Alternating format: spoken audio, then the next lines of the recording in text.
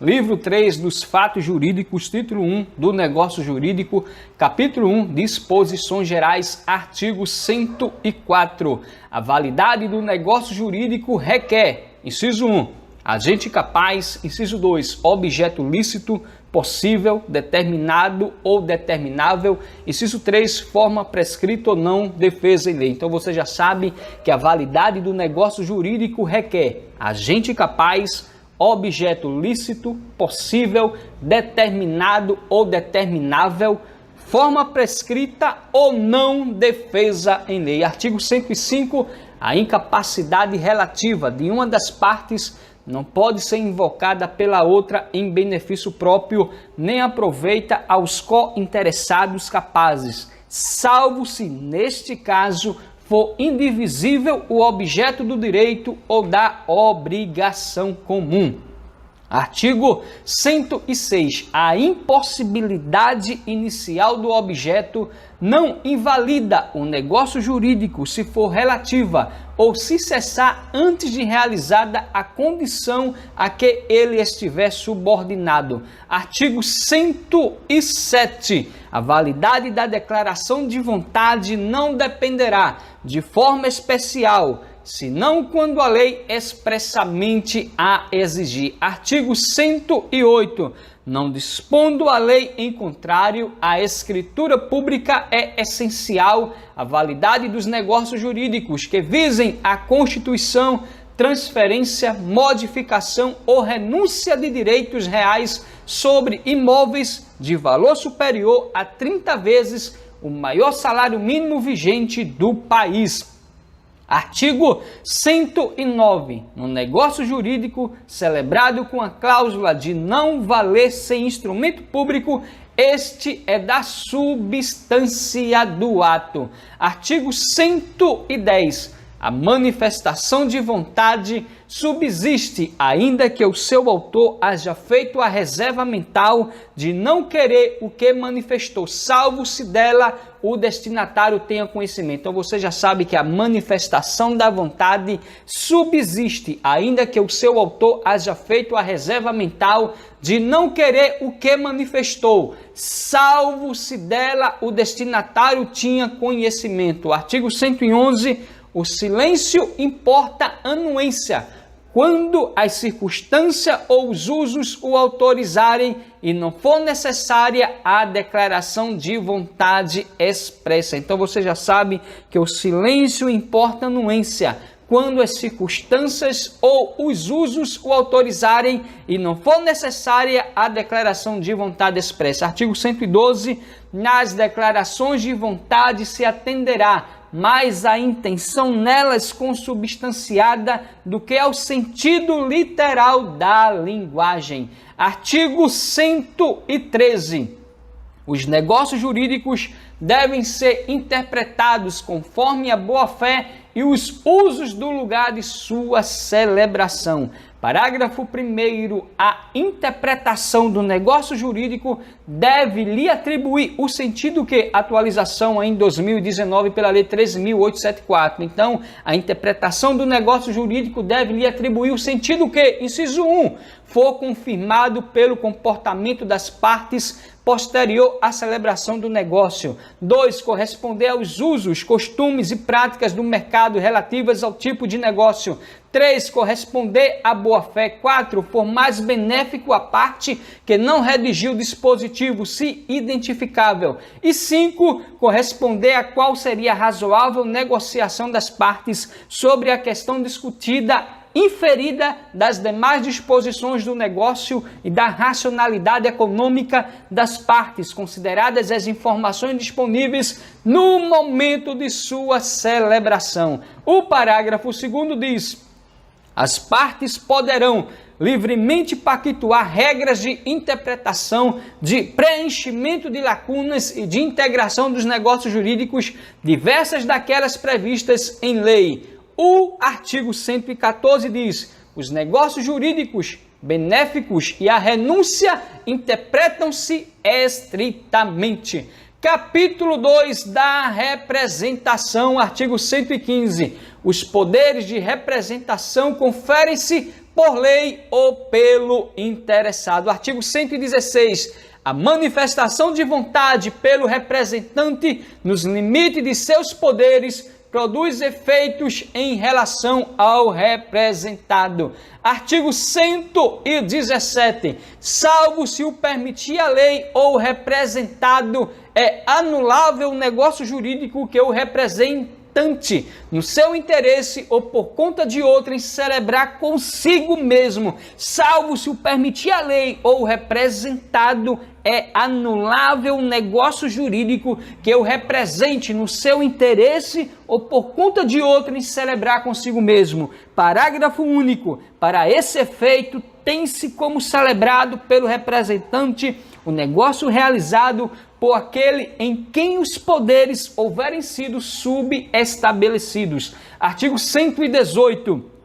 O representante é obrigado a provar às pessoas com quem tratar em nome do representado a sua qualidade e a extensão de seus poderes, sob pena de, não o fazendo, responder pelos atos que a estes excederem. Artigo 119. É anulável o negócio concluído pelo representante em conflito de interesses com o representado, se tal fato era ou devia ser do conhecimento de quem com ele tratou. Parágrafo único. É de 180 dias a contar da conclusão do negócio ou da cessação da incapacidade, o prazo de decadência para pleitear-se a anulação prevista neste artigo. Guarde bem o prazo aí de 180 dias. O artigo 120 diz: os requisitos e os efeitos da representação legal são os estabelecidos nas normas respectivas, ou os da representação voluntária são os da parte especial deste Código. Capítulo 3º, da condição do termo e do encargo. Despenco nas provas, meu guerreiro e minha guerreira, da condição do termo e do encargo. Artigo 121.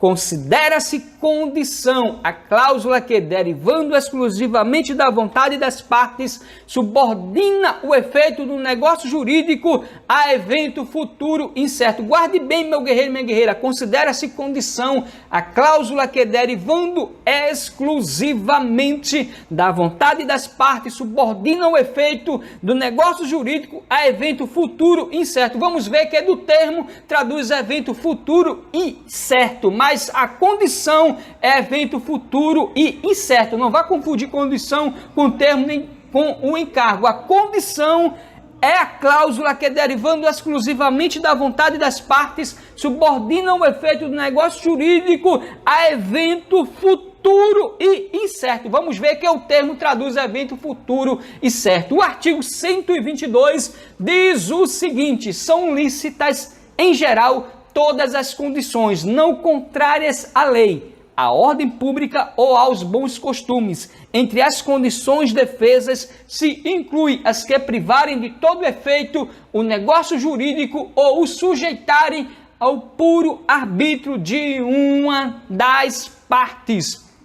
O artigo 123 diz o seguinte: invalidam os negócios jurídicos que eles são subordinados, inciso 1, às condições físicas ou juridicamente impossíveis, quando suspensivas. 2, as condições ilícitas ou de fazer coisa ilícitas, as condições incompreensíveis ou contraditórias. Então você deve decorar, meu guerreiro e minha guerreira, que invalidam os negócios jurídicos que eles são subordinados. 1, as condições físicas ou juridicamente impossíveis, quando suspensivas. 2, as condições ilícitas ou de fazer coisa ilícita. E 3, as condições incompreensíveis ou contraditórias. O artigo 124 diz o seguinte: tem-se por inexistentes as condições impossíveis quando resolutivas e as de não fazer coisa impossível. Então você já sabe que tem-se por inexistentes as condições impossíveis quando resolutivas. Não vá confundir quando suspensíveis, não. Aqui é tem-se por inexistente as condições impossíveis quando resolutivas e as de não fazer coisa impossível. O artigo 125 diz o seguinte: subordinando-se a eficácia do negócio jurídico à condição suspensiva, enquanto esta se não verificar, não se terá adquirido o direito a que ele viva. O artigo 126 diz o seguinte: se alguém dispuser de uma coisa sob condição suspensiva e pendente esta fizer quanto àquela novas disposições, estas não terão valor realizada a condição se com ela forem incompatíveis. Então você já sabe, se alguém dispuser de uma coisa sob condição suspensiva, não vá trocar condição suspensiva por condição resolutiva, meu guerreiro, minha guerreira. Aqui trata da condição suspensiva e pendente esta fizer quanto àquela novas disposições, estas não terão valor realizada a condição se com ela forem incompatíveis. O artigo 127 diz: se for resolutiva a condição, enquanto esta se não realizar, vigorará o negócio jurídico, podendo exercer-se desde a conclusão deste o direito por ele estabelecido. Artigo 128, sobrevindo a condição resolutiva, extingue-se para todos os efeitos o direito a que ela se opõe, mas se aposta a um negócio de execução continuada ou periódica, a sua realização, salvo disposição em contrário, não tem eficácia quanto aos atos já praticados, desde que compatíveis com a natureza da condição pendente e conforme aos ditames de boa-fé. Artigo 129. Reputa-se verificada quanto aos efeitos jurídicos a condição cujo implemento for maliciosamente obstado pela parte a quem desfavorecer, considerando-se, ao contrário, não verificada a condição maliciosamente levada a efeito por aquele a quem aproveita o seu implemento. Artigo 130.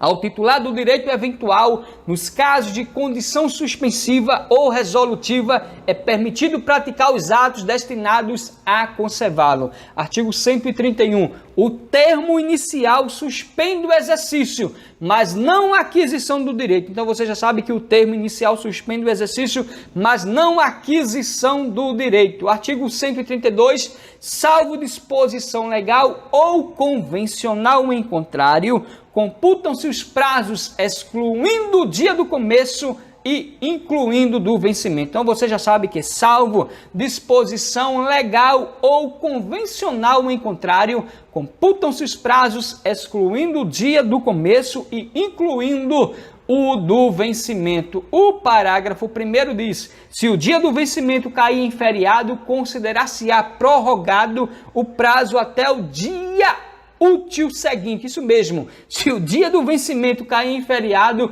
considerar-se-á prorrogado o prazo até o seguinte dia útil. O parágrafo 2º: meado considera-se em qualquer mês o seu 15º dia. Cai na prova, meu guerreiro, Megueira. Diz que meado considera-se em qualquer mês o seu 15º dia. Então, meado considera-se em qualquer mês o seu 15º dia. Meado considera-se em qualquer mês o seu 15º dia. O parágrafo 3º: os prazos de meses e anos expiram no dia de igual número de início ou no imediato, se faltar exalta correspondência. Então, os prazos de meses e anos expiram no dia de igual número do de início ou no imediato, se faltar exata correspondência. O parágrafo 4º: os prazos fixados por hora contar-se-ão de minuto a minuto. Artigo 133. Nos testamentos presume-se o prazo em favor do herdeiro e nos contratos em proveito do devedor, salvo quanto a esses, se do teor do instrumento ou das circunstâncias resultar que se estabeleceu a benefício do credor ou de ambos os contratos. Então guarde bem, nos testamentos presume-se o prazo em favor do herdeiro e nos contratos em proveito do devedor. Agora, salvo quanto a esses, se do teor do instrumento ou das circunstâncias resultar que se estabeleceu a benefício do credor ou de ambos os contratantes. Artigo 134. Os negócios jurídicos entre vivos sem prazo são exequíveis, desde logo, salvo se a execução tiver de ser feita em lugar diverso ou depender de termo. Artigo 135. Ao termo inicial e final aplicam-se, no que couber, as disposições relativas à condição suspensiva e resolutiva. Guarde bem, ao termo inicial e final aplicam-se, no que couber, as disposições relativas à condição suspensiva e resolutiva. Artigo 136. O encargo não suspende a aquisição nem o exercício do direito, salvo quando expressamente imposto no negócio jurídico pelo disponente como condição suspensiva. Artigo 137. Considera-se não escrito o encargo ilícito ou impossível, salvo se constituir o motivo determinante da liberalidade, caso em que se invalida o negócio jurídico. Capítulo 4 dos defeitos do negócio jurídico, seção 1, do erro ou ignorância. Artigo 138. São anuláveis os negócios jurídicos quando as declarações de vontade emanarem de erro substancial que poderia ser percebido por pessoa de diligência normal em face das circunstâncias do negócio. Então você já sabe que são anuláveis, não é nulo, são anuláveis os negócios jurídicos quando as declarações de vontade emanarem de erro substancial que poderia ser percebido por pessoa de diligência normal em face das circunstâncias do negócio. Artigo 139. O erro é substancial quando, inciso 1, interessa a natureza do negócio, ao objeto principal da declaração ou a alguma das qualidades a ele essenciais. 2. Concerne a identidade ou a qualidade essencial da pessoa a quem se refere a declaração de vontade, desde que tenha influído nesta de modo relevante. 3. Sendo de direito e não implicando recusa à aplicação da lei, for o motivo único ou principal do negócio jurídico estratégico. Artigo 139. Artigo 140. O falso motivo só vicia a declaração de vontade quando expresso como razão determinante. Artigo 141. A transmissão errônea da vontade por meios interpostos é anulável, nos mesmos casos em que o é a declaração direta. Artigo 142. O erro de indicação da pessoa ou da coisa a que se referir a declaração de vontade não viciará o negócio quando, por seu contexto e pelas circunstâncias, se puder identificar a coisa ou pessoa cogitada. Artigo 143. O erro de cálculo apenas autoriza a retificação da declaração de vontade. O artigo 144, o erro não prejudica a validade do negócio jurídico quando a pessoa a quem a manifestação de vontade se dirige se oferecer para executá-la na conformidade da vontade real do manifestante. Seção 2 do dolo, artigo 145. São os negócios jurídicos anuláveis por dolo quando este for a sua causa. Então, são os negócios jurídicos anuláveis por dolo quando este for a sua causa. O artigo 146, o dolo acidental só obriga a satisfação das perdas e danos e é acidental quando ao seu despeito o negócio seria realizado embora por outro modo. Então você já sabe que o dolo acidental só obriga a satisfação das perdas e danos e é acidental quando a seu despeito o negócio seria realizado embora por outro modo. Artigo 147. Nos negócios jurídicos bilaterais, o silêncio intencional de uma das partes a respeito de fato ou qualidade que a outra parte haja ignorado constitui omissão dolosa, provando-se que sem ela o negócio não se teria celebrado estratégico. Artigo 148. Pode também ser anulado o negócio jurídico por dolo de terceiro, se a parte a quem aproveite dele tivesse ou devesse ter conhecimento. Em caso contrário, ainda que subsista o negócio jurídico, o terceiro responderá por todas as perdas e danos da parte a quem ludibriou. Artigo 149. O dolo do representante legal de uma das partes só obriga o representado a responder civilmente até a importância do proveito que teve. Se, porém, o dolo for do representante convencional, o representado responderá solidariamente com ele por perdas e danos. Artigo 150. Se ambas as partes procederem com dolo, nenhuma pode alegá-lo para anular o negócio ou reclamar indenização. Então você já sabe, se ambas as partes procederem com dolo, nenhuma pode alegá-lo para anular o negócio ou reclamar indenização. Seção 3 da coação, artigo 151. A coação para viciar a declaração da vontade há de ser tal que incuta ao paciente fundado temor de dano iminente e considerável à sua pessoa, à sua família ou aos seus bens. Parágrafo único. Se disser respeito à pessoa não pertencente à família do paciente, o juiz, com base nas circunstâncias, decidirá se houver coação. Artigo 152. No apreciar a coação, ter-se-ão em conta o sexo, a idade, a condição, a saúde, o temperamento do paciente e todas as demais circunstâncias que possam influir na gravidade dela. Artigo 153. Não se considera a coação a ameaça do exercício normal de um direito, nem o simples temor referencial. Então guarde bem, explico nas provas. Não se considera a coação a ameaça do exercício normal de um direito, nem o simples temor referencial. Artigo 154. Vicia o negócio jurídico a coação exercida por terceiro, se dela tivesse ou devesse ter conhecimento a parte a que aproveite, e esta responderá solidariamente com aquele por perdas e danos. Artigo 155. Subsistirá o negócio jurídico se a coação decorrer de terceiro, sem que a parte a que aproveite dela tivesse ou devesse ter conhecimento, mas o autor da coação responderá por todas as perdas e danos que houver causado ao coacto. Seção 4 do estado de perigo.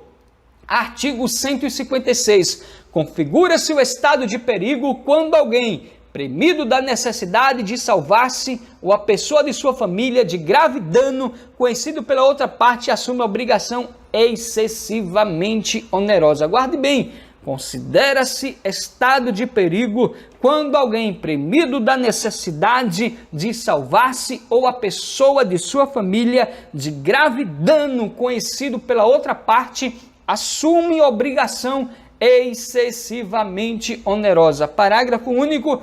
Tratando-se de pessoa não pertencente à família do declarante, o juiz decidirá segundo as circunstâncias. Seção 5 da lesão, artigo 157.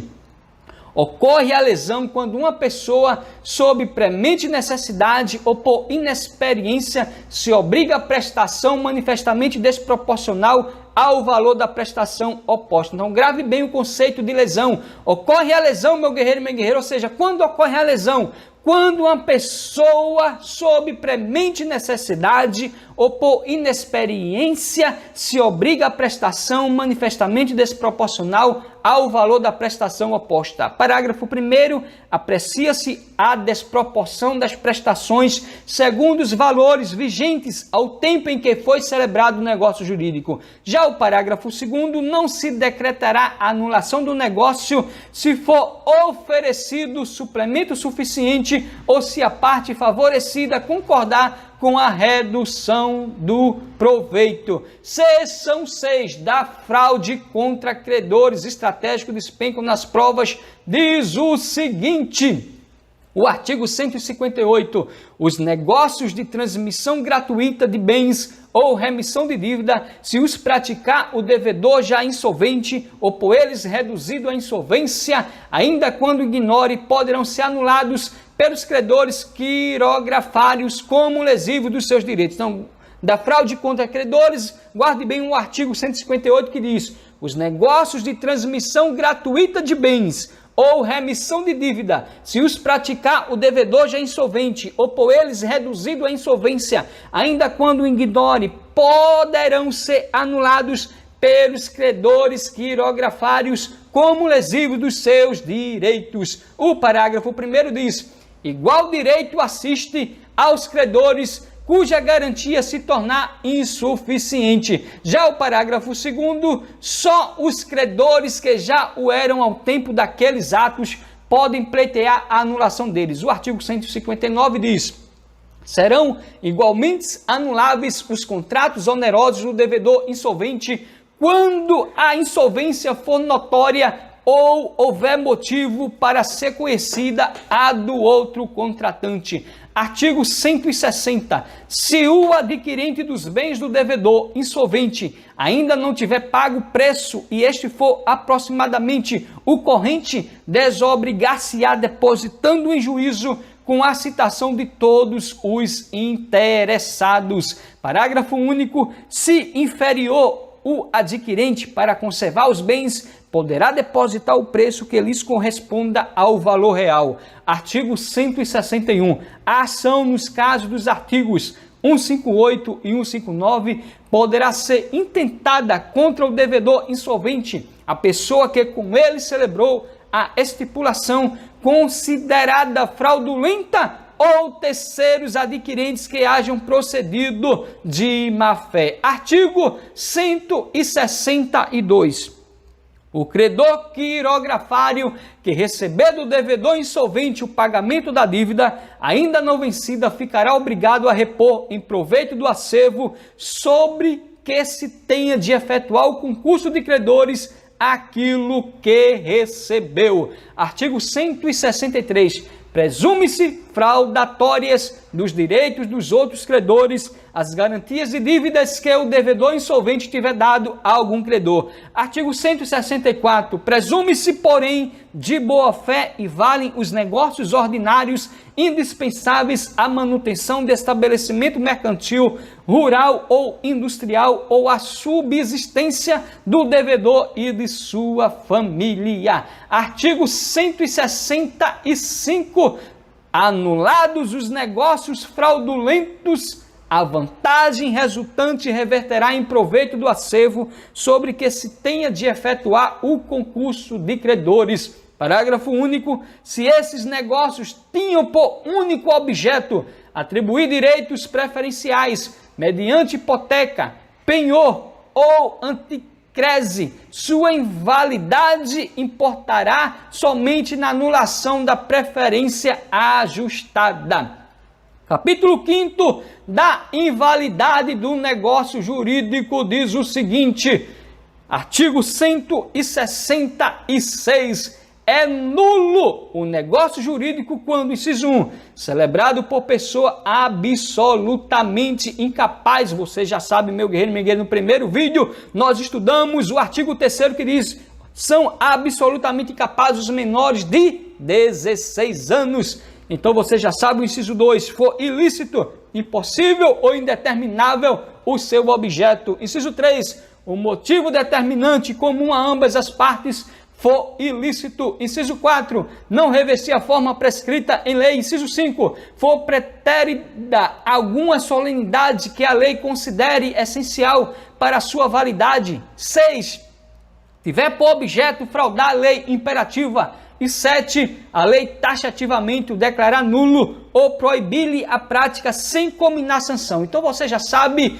da validade do negócio jurídico, o artigo 166 despenca nas provas porque diz, é nulo o negócio jurídico quando, inciso 1, celebrado por pessoa absolutamente incapaz, ou seja, os menores de 16 anos, 2, for ilícito, impossível ou indeterminável o seu objeto. 3, o motivo determinante comum a ambas as partes for ilícito.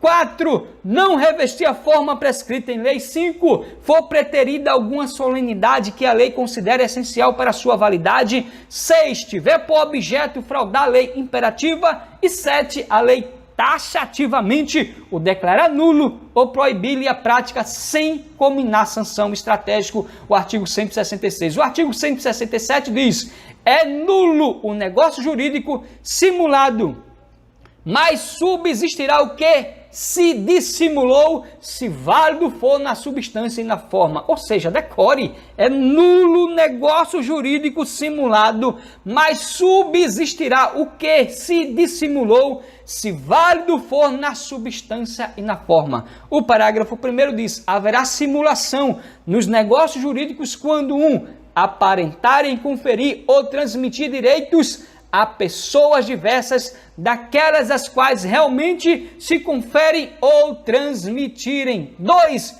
Contiverem declaração, confissão, condição ou cláusula não verdadeira. E 3. Os instrumentos particulares forem antedatados ou pós-datados, traduzindo aí os 3 incisos, que haverá simulação nos negócios jurídicos. Parágrafo 2º. Ressalvam-se os direitos de terceiros de boa-fé em face dos contraentes do negócio jurídico simulado. Artigo 168. As nulidades dos artigos antecedentes podem ser alegadas por qualquer interessado ou pelo Ministério Público quando lhe couber intervir. O parágrafo único. As nulidades devem ser pronunciadas pelo juiz quando conhecer do negócio jurídico ou dos seus efeitos e as encontrar provadas, não lhe sendo permitido supri-las, ainda que a requerimento das partes. Artigo 169. O negócio jurídico nulo não é suscetível de confirmação, nem convalesce pelo decurso do tempo. Decore, meu guerreiro e minha guerreira, despenco nas provas. O negócio jurídico nulo não é suscetível de confirmação, nem convalesce pelo decurso do tempo. Artigo 170. Se, porém, o negócio jurídico nulo contiver os requisitos de outro, subsistirá este quando o fim a que visavam as partes permitir supor que o teriam querido se houvessem previsto a nulidade. Artigo 171. Além dos casos expressamente declarados na lei, é anulável o negócio jurídico. Inciso 1. Por incapacidade relativa do agente. 2. Por vício resultante de erro, dolo, coação, estado de perigo, lesão ou fraude contra credores. Então, meu guerreiro e minha guerreira, tanto o artigo 166, que trata dos negócios nulo, aqui também o artigo 171, que traduz, meu guerreiro e minha guerreira, um negócio jurídico anulável. Então, você já sabe, além dos casos expressamente declarados na lei, é anulável o negócio jurídico por incapacidade relativa do agente. Acabamos de ver no artigo 166 que é nulo se for os absolutamente incapazes, meu guerreiro e minha guerreira, ou seja, menores de 16 anos. Já aqui traduz um negócio anulável jurídico por incapacidade relativa do agente, que você já sabe que está lá no artigo 4º. E 2, por vício resultante de erro, dolo, coação, estado de perigo, lesão ou fraude contra credores. Então não tem mais como errar. Além dos casos expressamente declarados na lei, é anulável o negócio jurídico por incapacidade relativa do agente. Aí você deve se lembrar do artigo 4º do Código Civil. E 2, por vício resultante de erro, dolo, coação, estado de perigo, lesão ou fraude contra credores. Além dos casos expressamente declarados na lei, é anulável o negócio jurídico por incapacidade relativa do agente, por vício resultante de erro, dolo, coação, estado de perigo, lesão ou fraude contra credores. Duvido mais você errar aí os negócios anuláveis do negócio jurídico. O artigo 172 diz: o negócio anulável pode ser confirmado pelas partes, salvo direito de terceiro. Então, o negócio jurídico, isso mesmo, o negócio anulável pode ser confirmado pelas partes, salvo direito de terceiro. Porque você já sabe que, além dos casos expressamente declarados na lei, é anulável o negócio jurídico por incapacidade relativa do agente, por vício resultante de erro, dolo, coação, estado de perigo, lesão ou fraude contra credores. E o negócio anulável pode ser confirmado pelas partes, salvo direito de terceiros. Duvido mais você errar, meu guerreiro e minha guerreira. O artigo 173 diz: o ato de confirmação deve conter a substância do negócio celebrado e a vontade expressa de mantê-lo. O artigo 174 diz: é escusada a confirmação expressa quando o negócio já foi cumprido em parte pelo devedor, ciente do vício que o inquinava. O artigo 175, a confirmação expressa ou a execução voluntária de negócio anulável, nos termos do artigo 172 a 174, importará a extinção de todas as ações ou exceções de que contra ele dispuser o seu devedor. Então você já sabe que tanto do artigo 172 a 174 é estratégico, meu guerreiro e minha guerreira, porque diz que a confirmação expressa ou a execução voluntária de negócio anulável, nos termos do artigo 172 a 174, importa a extinção de todas as ações ou exceções de que contra ele dispuser o devedor. Então você não vai confundir o artigo 171, que trata de quê, meu guerreiro e minha guerreira? Do negócio jurídico anulável, porque diz aqui que a confirmação expressa ou a execução voluntária de negócio jurídico anulável, isso mesmo, ou a execução voluntária de negócio anulável, nos termos do artigo 172 a 174, importa a extinção de todas as ações ou exceções de que contra ele dispuser o devedor estratégico, força e honra. O artigo 176 diz o seguinte: quando a anulabilidade do ato resultado da falta de autorização de terceiro será validado se este adere posteriormente. Então você já sabe, quando a anulabilidade do ato resultado da falta de autorização de terceiro será validado se este adere posteriormente. Artigo 177. A anulabilidade não tem efeito antes de julgada por sentença, nem se pronuncia de ofício. Só os interessados a podem alegar e aproveita exclusivamente aos que alegarem, salvo o caso de solidariedade ou indivisibilidade. Guarde bem, a anulabilidade não tem efeito antes de julgada por sentença, nem se pronuncia de ofício. Só os interessados a podem alegar e aproveita exclusivamente aos que alegarem, salvo o caso de solidariedade ou indivisibilidade.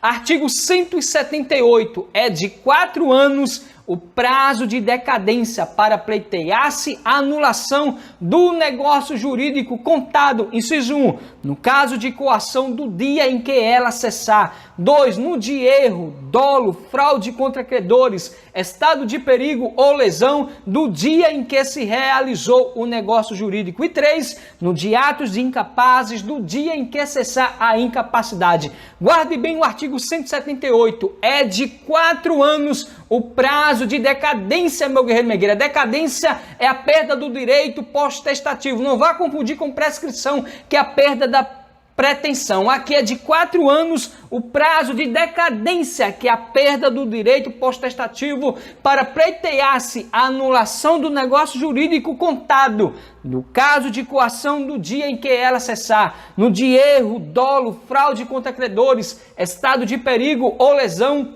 do dia em que se realizou o negócio jurídico e no de atos de incapazes do dia em que cessar a incapacidade. Não tem mais como errar. Artigo 179. Quando a lei dispuser que determinado ato é anulável, sem estabelecer prazo, pleitear-se a anulação, será este de 2 anos, a contar da data da conclusão do ato. Guarde bem, quando a lei dispuser que determinado ato é anulável, sem estabelecer prazo para pleitear-se a anulação, será este de 2 anos a contar da data da conclusão do ato. Não tem mais como errar, meu guerreiro, minha guerreira, decore, explico nas provas.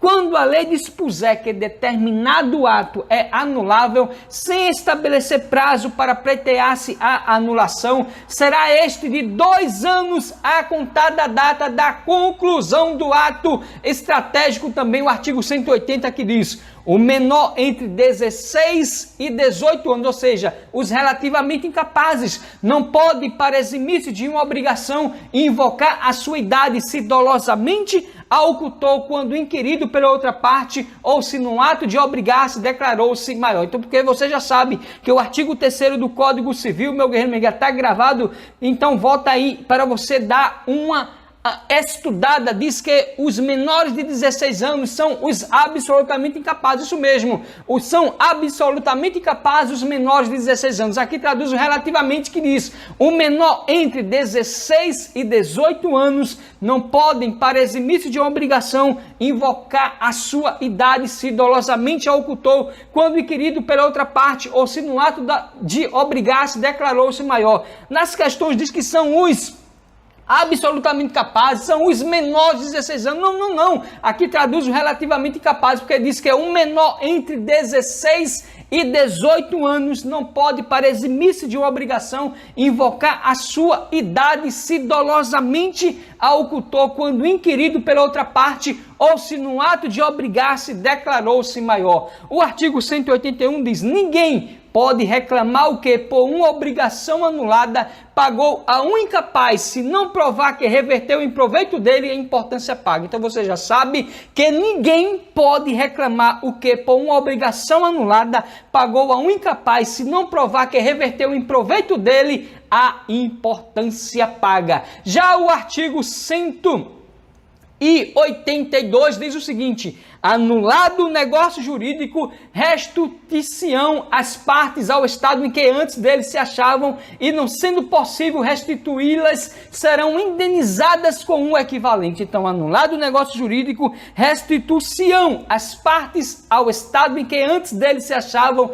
e não sendo possível restituí-las, serão indenizadas com um equivalente. Já o artigo 183, meu guerreiro e minha guerreira, diz o seguinte estratégico, e vai cair na sua prova: a invalidade do instrumento não induz a do negócio jurídico sempre que este puder provar-se por outro meio. Então, a invalidade do instrumento não induz a do negócio jurídico sempre que este puder provar-se por outro meio. Já o artigo 184 diz: respeitada a intenção das partes, a invalidade parcial de um negócio jurídico não prejudicará na parte válida se esta for separável. A invalidade da obrigação principal implica as das obrigações acessórias, mas a destas não induz a da obrigação principal. Então guarde bem, vai cair na sua prova. Respeitada a intenção das partes, a invalidade parcial de um negócio jurídico não prejudicará na parte válida se esta for separável.